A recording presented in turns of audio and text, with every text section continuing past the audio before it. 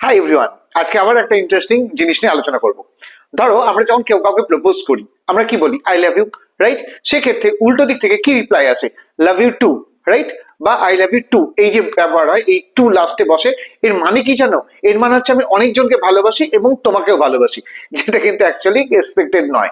তাহলে সঠিকটা কি হবে? সঠিকটা হবে আই টু লাভ ইউ। বোঝা গেল? বাট আমরা সঠিক ইংলিশটা বলি না, আমরা ভুল ইংলিশটাই বলি, যেটা সত্যি সত্যি বাংলা মিনিংটা আমরা জানি না বলে বেঁচে যাই। হাই এভরিওয়ান, আজকে আবার একটা ইন্টারেস্টিং জিনিস নিয়ে আলোচনা করব। ধরো আমরা যখন কেউ কাউকে প্রপোজ করি, আমরা কি বলি? I love you, right? সেক্ষেত্রে উল্টো দিক থেকে কি রিপ্লাই আসে? Love you too, right?